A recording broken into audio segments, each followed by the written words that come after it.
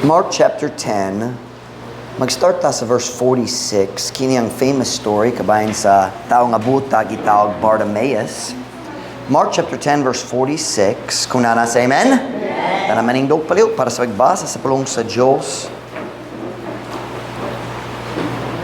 Mark chapter 10 and verse number 46. Nga to sa verse 52. English una sa ikaduha. And they came to Jericho, and as he went out of Jericho with his disciples and a great number of people, blind Bartimaeus, the son of Timaeus, sat by the highway side begging.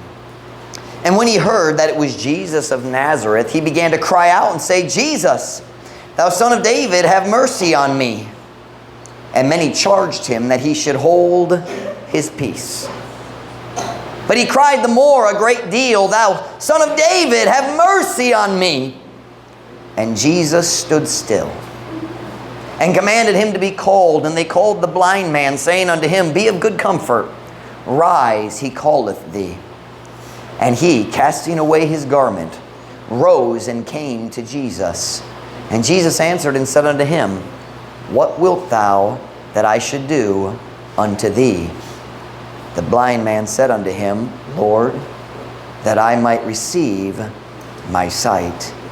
And Jesus said unto him, Go thy way, thy faith hath made thee whole. And immediately he received his sight and followed Jesus in the way. Bisaya.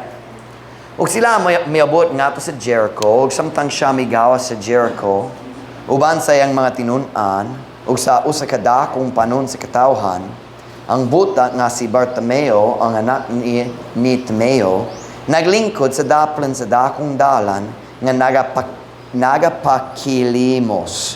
Is the word kilimos common? Pakilimos? I don't know that word. When I read it, I recognize it, but I struggle with that. Is it pakilimos is the root word? Pakilimos?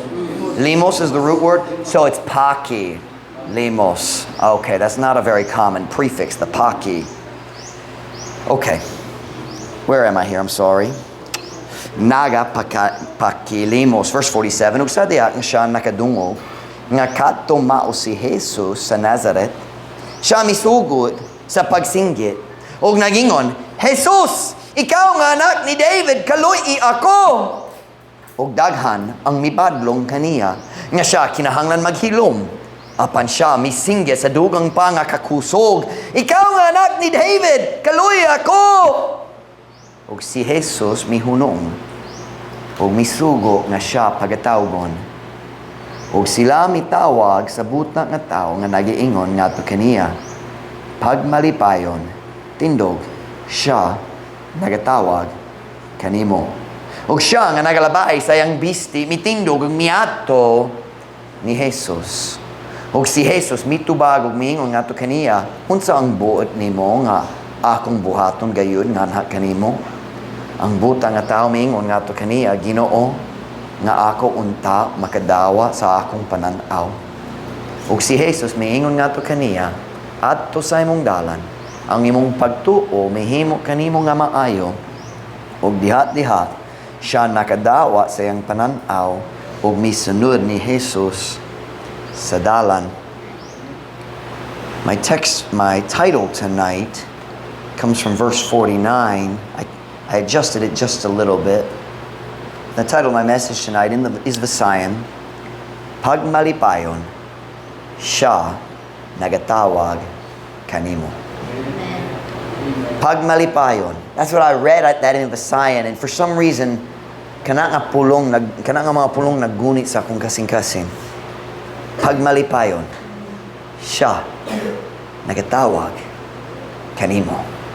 O kana akong mensahe kaninyo karon hapon, magampon na tatayin kung makalingkod para sa mensahe. Dear Father, would you bless the message this afternoon? Would you please fill me with your spirit as I preach to your people? These are your people, not my people. And I love them, and I call them my people, but I understand they're really yours. So mga ikaw, Ginoo, nga ikaw mo tabang kanako karon, mahatag kanako og gahom para sa pag-deliver sa mensahe nga that is needed this afternoon. Holy Spirit of God, please fill me, please use me, work through me and in the hearts of our people. God, please bless this message. We love you, Lord. We pray in Jesus' name. Amen. Pwede mo maglingkod.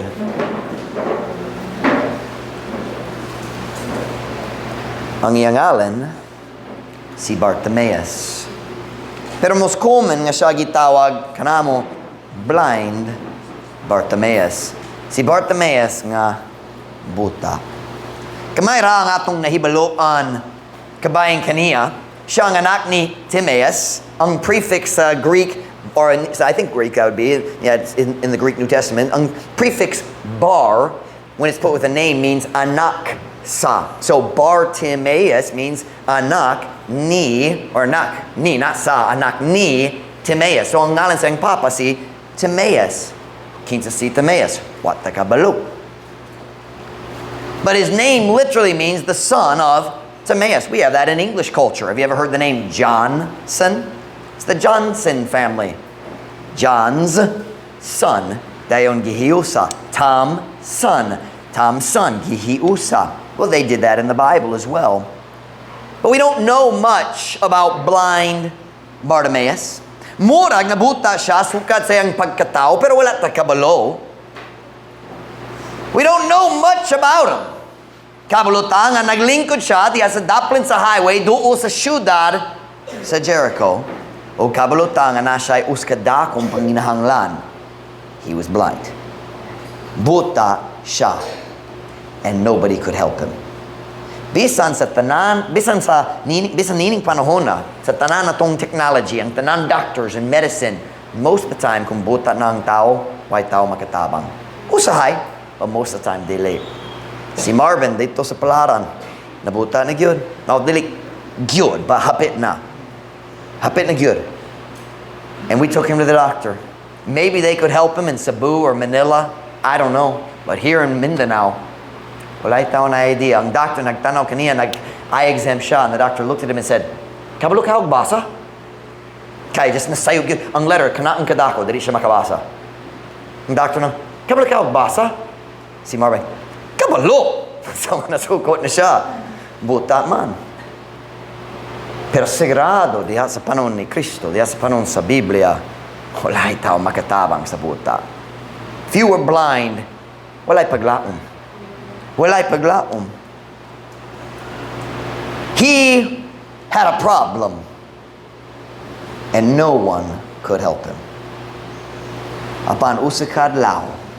Samtang naglingkod siya sa daplin sa dalan, nagado siya sa kasaba sa hilabihan kadaghang nga tao nga nagalabay. So he started asking question, unsa man niya, unsang hinungdan niini nga kasaba nadunggan nako. Dayon nakadungog siya sa pinakatamis nga mga pulong sa iyang tibok kinabuhi. Si Jesus sa Nazareth ang nagalabay sa iyang dapit. Now I want you to think with me. Huno ba nako karon hapon? This is blind Bartimaeus. Sa iyang tibok kinabuhi, hangtod niining panahon naglakaw siya diha sa kangitngit. Wag yun siya nakakita sa nawong siyang mama. Wag yun siya nakakita sa adlaw diha sa kalangitan. Wag yun. Siya walay tsansa nga moangkon sa kinabuhi sama sa iyang mga silingan. Buta siya. Dali gayud siya makatrabaho sama sa uban kay buta man siya. Dali gayud siya makakuha sa asawa sama sa iyang mga silingan. Dali gayud siya mahimong amahan kay buta man siya. Mapugnan siya gikan sa tanan malipayong mga butang nga maangkon sa uban kay siya usa ka buta. Kanayang kinabuhi. Hunhuna kabayan niyan na. Kanagyuri ang kinabuhi. Usa ka kinabuhi sa kangitngi kanunay. Dayon ni anak nga adlaw. Nadunggan niyang mga pulong si Jesus nagalabay. Si Jesus nagalabay. O sa first time sa iyang kinabuhi, nagbati siya og paglaom para sa iyang umaabot. Naay usa ka tawo lamang nga maigahom sa pagtabang ni Bartimaeus sa iyang problema o kana nga tao hapit na mo labay sa iyang dapi. Maka-imagine ba ka sa paglaom? Diha sa iyang kasing-kasing.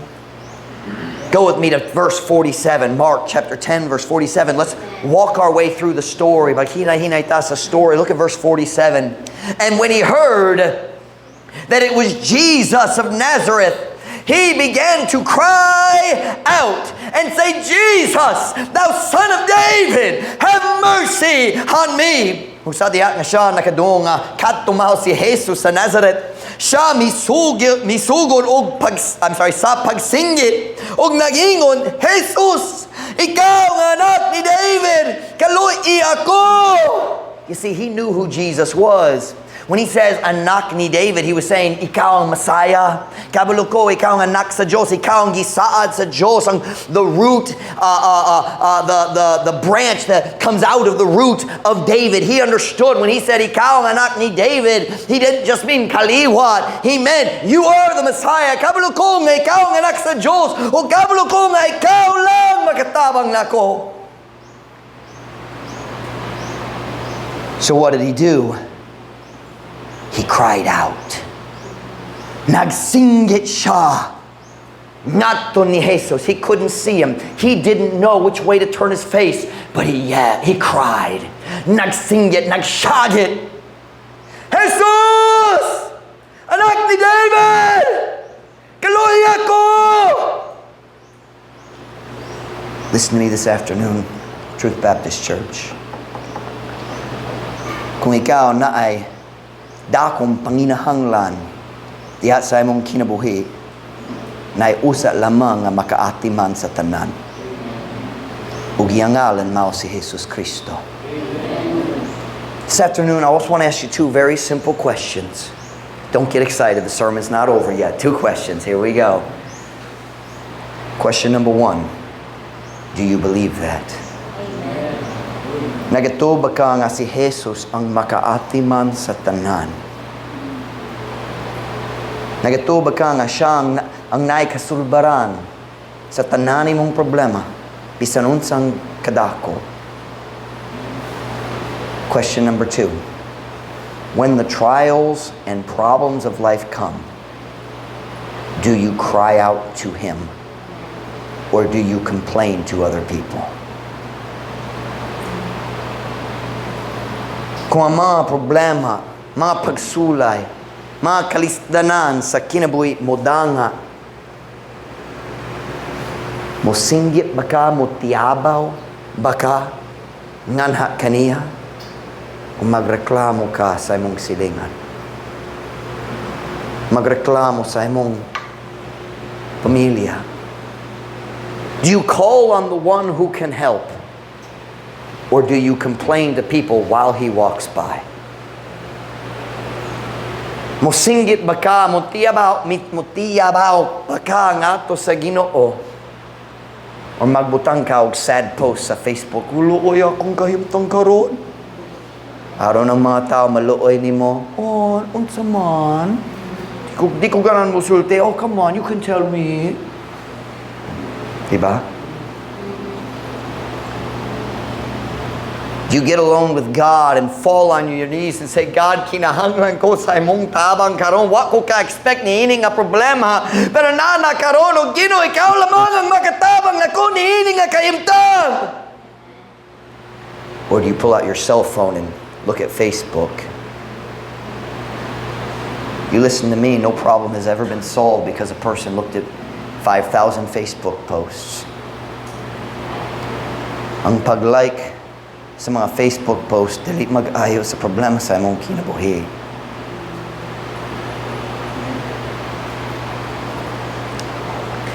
Psalm 34, verse 6. Take your Bibles. We're going to look at some verses, most of them in Psalm. Psalm 34 and verse 6. Bartimaeus cried to God. He cried after Jesus. He didn't say, Jesus, can you hear me? No, he cried. There was an urgency. Mainit ton hangyang kasing-kasing kay kablo siya. Siya lamang akong paglakom nining kahimtang. Psalm 34 verse 6. This poor man, what? Cried. Now what does that mean? It means he prayed. But notice it doesn't use the word prayed because cried is much stronger. It's either singgit or tiabaw. Maybe tuaw. Tuaw is similar, diba? This poor man cried. And look at the next 4 words or 5 words. And the Lord heard him and saved him out of all his troubles. Kining kabos nga tao mi singgit. O ang Ginoo nakadungog kaniya ug miluwas kaniya gikan sa tanan niyang mga kasamok. Let me tell you something today. It's high time God's people get back to crying out to God. The Bible says the effectual fervent prayer of a righteous man availeth much. Fervent. So often we go to God, but there is no fervency. Walay pagkamainiton diya sa atong pagampo. And God says, you want answers? Cry! Cry! Remember the story of Hezekiah? Sakit kayo siya. Si Isaiah nagsulod, nagingon, Hezekiah, nakoy bad news, mamatay gyud ka. Kanatra, you're gonna die. Nigawa siya. That's a nice preach. You think Pastor Mike's mean? I'm gonna start doing that, going to people's house. Mamatay ka. Bye-bye.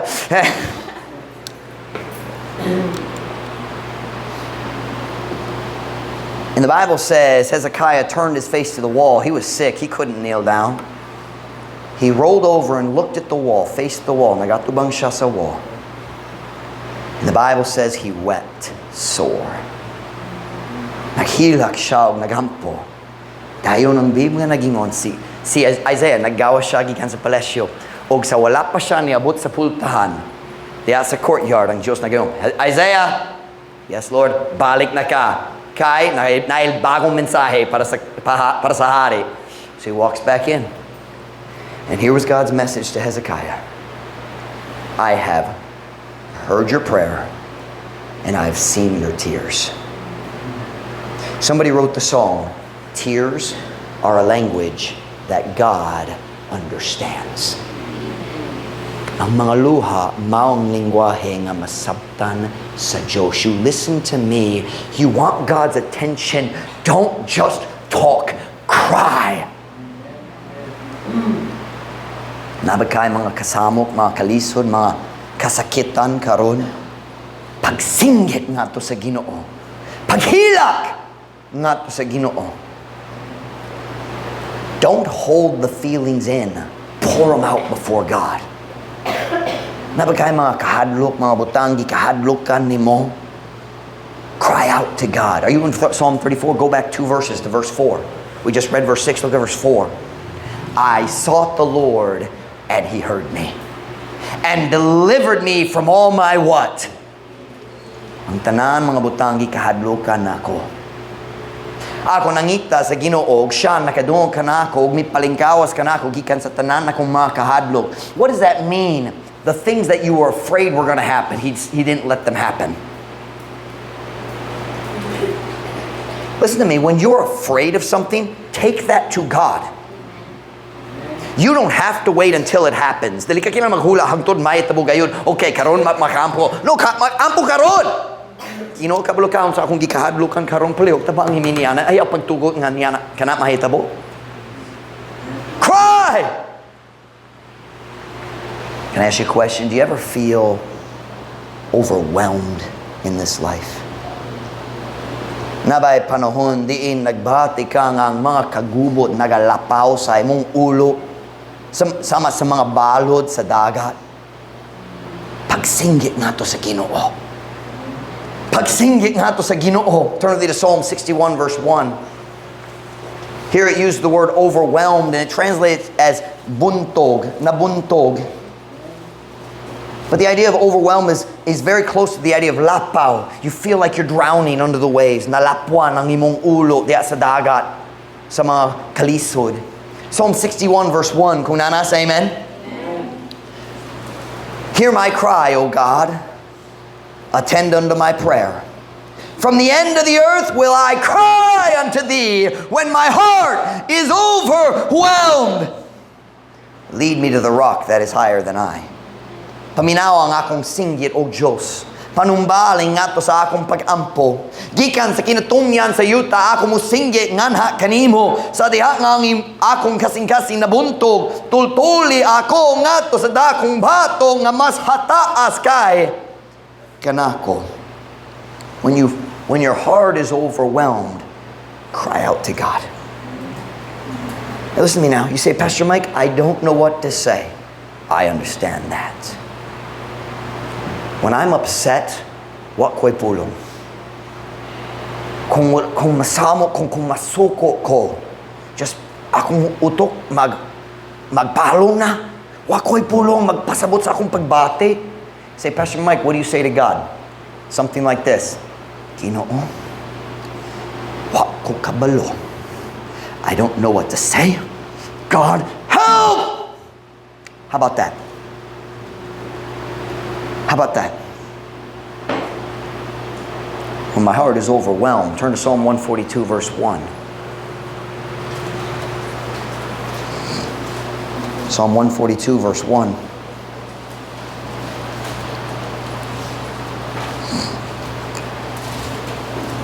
Psalm 142 verse 1. Sometimes we think people in the Bible were super Christians. They weren't. Sila nagbati sa feeling nga overwhelmed sama kanato karon. Psalm 142 verse 1. Kung nasa, amen? Amen. I cried unto the Lord with my voice. With my voice unto the Lord did I make my supplication. I poured out my complaint before him. I showed before him my trouble. When my spirit was overwhelmed within me, then thou knewest my path. In the way wherein I walked, have they privily laid a snare for me. Ako misinggit nga to sa Ginoo, pinaagi sa akong tingog. By the way, listen to me. Prayer is 10 times more effective when you talk with your voice. God hears your prayer when you just think it. Kung maghunahuna ra ang Diyos, makadungog pod niya na. Ug naay mga panahon, gipalibutan ka sa mga tao, dili makatingog. But you listen to me, the prayer with your voice is the most effective prayer. Bisan maghong-hong, I realize that's not actually your voice, but you understand what I mean. Speak. Speak.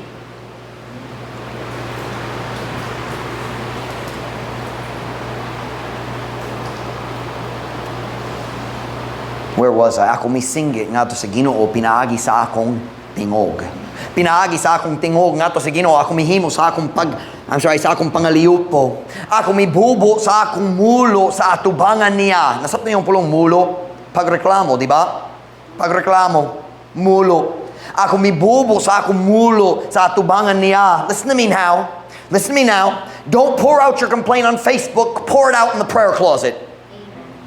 Pagluhod at tubangan sa Ginoo kay siyang makatabang and give it all to Him. Ibubo ang tanan nga na kaniya. Kaya niya. Ang imong mahigala. Kasing di kaya nila. Pero kaya, you're never gonna overwhelm God. God's never gonna say, no more. Di kaya na ako. Don't tell me any more problems. It's never gonna happen. Kaya niya. He can handle you and your feelings on your worst day. Tanan kagubot, tanan ka kalisod, tanan kasamok, kaya niya ang tanan. Where are we? Ako mibubo sa akong mulo sa atubangan niya. Ako mipakita sa atubangan niya sa akong kasamok. Sa diha nga ang akong espiritu gisanapan. Kita nagsabot sanap. Sanap. Gisanapan is the word overwhelmed, so I think it's probably something similar to lapaw. Diba? Lapaw. Yep. Sa diha nga ang akong espiritu gisanapan or nalapwan sa sulod na ako. Unya, ikaw nagakahibalo sa akong agyanan. Diya sa dalan nga sa diin ako milakaw sila sa tago midbutang o uska lit agalang kanako. Ako musulti ninyo kung unsa nga atong problema karon. Diha sa panahon nga malapwan ta sa kagubot, maghimo ta sa bisan unsa gawas sa pagampo. We do everything but pray. Because we feel like, I can't pray, I don't feel spiritual. That is the time you need to pray. Kanang panahon, kinahanglan ka mag-ampo. Kung wala kay gana, ampo na lang!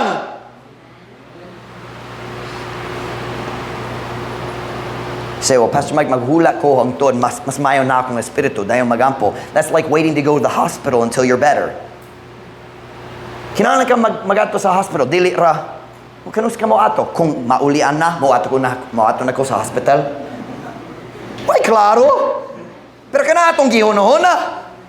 Di ko makaampog karon kay nay problema sa akong espiritu. Wala ko'y gana. Ampo man! Kana ang tambal. Para sa espiritu what's the word? Nabuwak? Can I say buwak? Nga espiritu? So I ask you this afternoon, nagatuba ka nga ang Diyos ang makatabang nimo diha sa tanan nimong kagubot o kasamok? Bartimaeus believed that Jesus was the one who could help him. Si Bartimaeus nagatuo nga si Jesus makatabang niya sa iyang hilabihan kadakong problema. O tungod sa iyang pagtuo, siya nagasinggit. Ang baba nga walay pagampo, kanunay mubutyag sa kasing-kasing nga walay pagtuo. We don't pray because we don't believe. Look what happened next. Si Bartimaeus nagsinggit ngadto ni Jesus. Tanang verse 48. Balik na ta sa Mark chapter 10. Mark chapter 10. Mark chapter 10.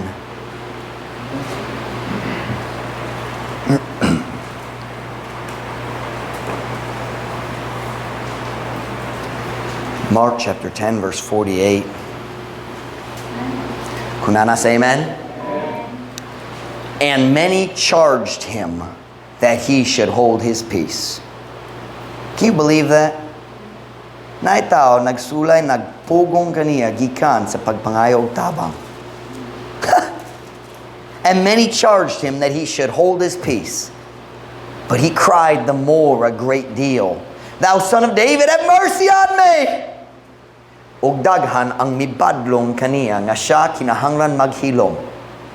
Bartimaeus, shut up. Hilom diya. Busy kayo siya. Waka nakakita nga busy siya. Siyempre, di ka makakita, buta ka. Pero busy yun siya. That was the attitude. Apan siya misinggit sa dugang pa nga kakusog. Dili sila makapugong niya. Apan siya misinggit sa dugang pa nga kakusog. Ikaw nga anak ni David, kaluya ko! Let me tell you something this afternoon.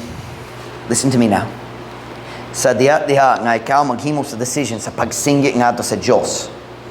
Sa kali lang.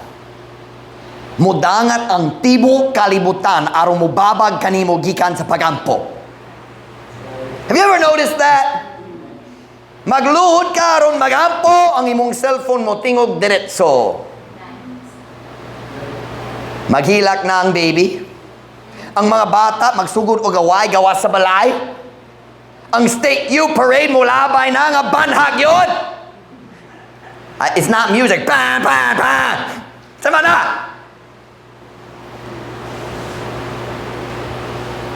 Mupagong na ang imong linungag. Mapagong, sorry. Mahugaw ang diaper sa imong baby. Has anybody ever experienced this? The minute you try to pray, there's a million distractions. Amporagyapon. Change the baby's diaper and go back to your room to pray. Better yet, call mama. No. Hey, I changed the diaper this morning. I'm just saying. A dirty diaper. Just saying. First and last this year. All right. Listen to me now. Find a way to pray. Find a way. Anytime, bisan kanus ikaw magsulay mo duo sa Diyos, naay mga tao, naay mga kahimtang, naay mga panghitabo na mupugong nimo. Ayaw mo tugong nga si bisan kinsa mupugong kanimo, gikan kaniya nga makatabang nimo sa tanan nimong problema. I love the next verse. Look at verse 49.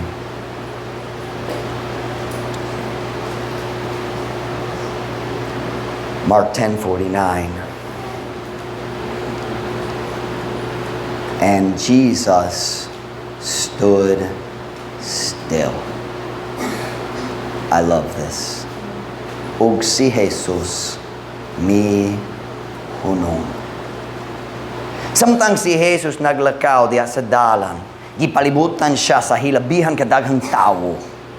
Apan sa dihang siya nakadungog sa tawag ni Bartimaeus, naghunong na siya aron maminaw. Kana ang batasan sa atong Diyos.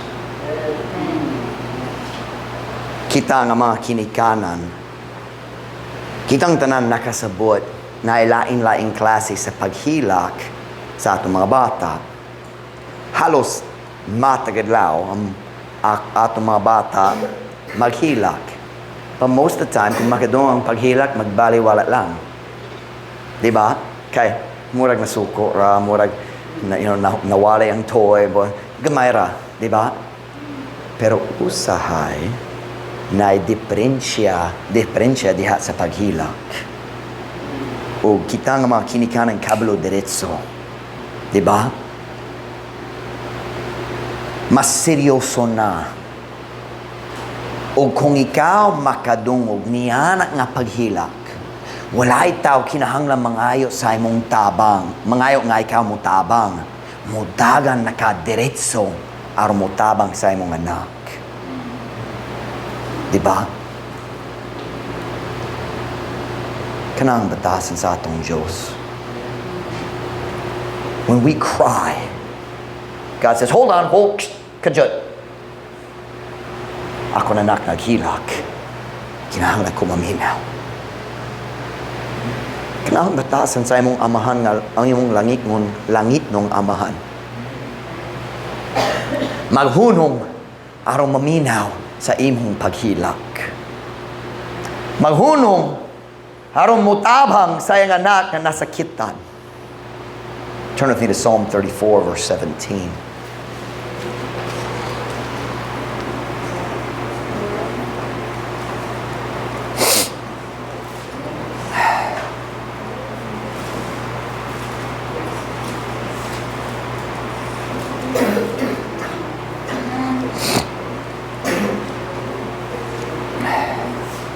Psalm 34, verse 17. Kung nanas, amen? The righteous cry, and the Lord heareth, and delivereth them out of all their troubles. Look at 18. The Lord is nigh unto them that are of a broken heart, and saveth such as be of a contrite spirit. Many are the afflictions of the righteous. We preached about that this morning. Take up your cross and follow me. Many are the afflictions of the righteous, but the Lord delivereth him out of them all. Ang matarong nagsinggir ug ang Ginoo nagapaminaw ug nagapalingkawas kanila gikan sa tanan nilang mga kasamok. Ang Ginoo hadduol ngadto kanila nga iya sa buak ug kasing-kasing. Ug nagaluwas ni atong mahinulsolon sa espiritu.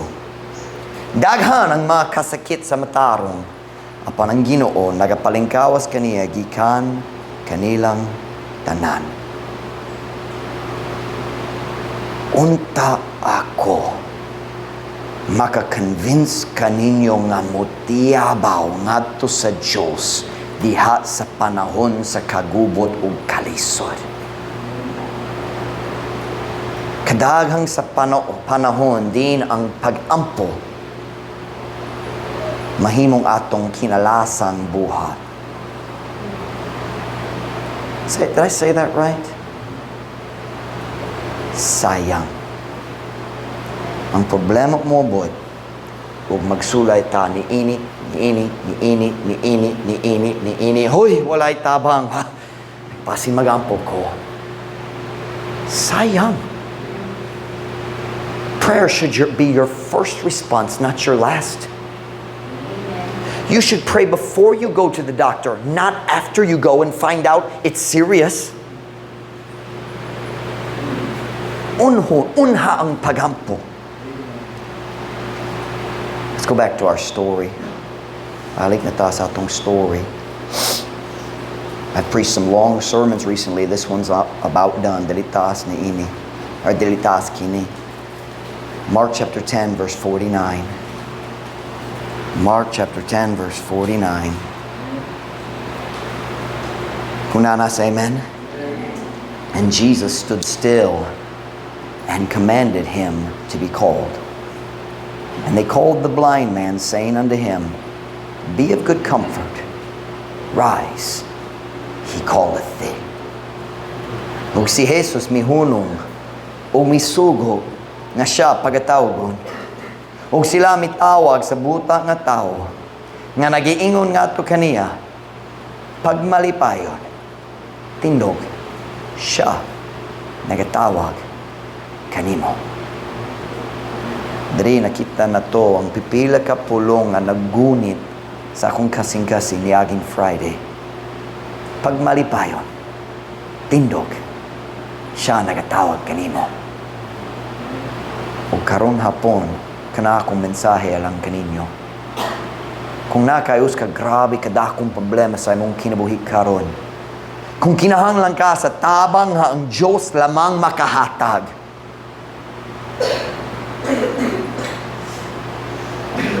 na ako'y mayong balita. Pagmalipayon, siya nga makatabang, nagatawag nimo. Pagmalipayon, siya nagatawag kanimo. Siya nga makaatiman sa matag panginahanglan sa imong kinabuhi. Siya ang nagatawag kanimo. Apan kini lang ang pangutana, ikaw ba mo tindog o muadto kaniya? Ikaw ba mo dawa sa iyang invitation? O magpabiling ka dito naglingkod sa daplin sa highway? Nagbagulbol ka ba sa situation? Samtang ang makatabang na dito dora nagatawag nimo. Naghula aron ikaw makaduol o siya mo tana kung sa imong kinahanglan. I'll tell you why we don't pray. We don't believe. Dalita mo to ang Diyos makatabang na to sa atong kaminyoon. Dalita mo to ang Diyos makaatiman sa atong financial panginahanglan. Dalita mo to ang Diyos magatiman sa atong problema sa panglawas. Dalita mo to ang Diyos makatabang na mo sa lain-lain problema sa relasyon. We don't believe, so we don't pray. Jesus stands up the road and they say, He's calling, nagatawag siya. O kita maglingkod sa daplin sa daw highway nagingon mo. Nagdili siya mo tabang nako. Huwag siya nagahula. Just unahan gamay. Siya naghunong na. Naghula siya kanimo. Will you rise and go to the one who wants to help? But not just He wants to, He can. And He promises He will. Luke chapter 18 verse 1, He spake a parable to them unto this end, that men ought always to pray and not to faint. Nabakay panginahanglan, pagmalipayon, siya nagatawag kanimo. Will you answer the call? Will you rise? Go to the one who can help you. Magluhod atubangan niya, magsulti, Ginoo, palihog tabangi ko, kaloy ako. On every head bowed, every eye closed.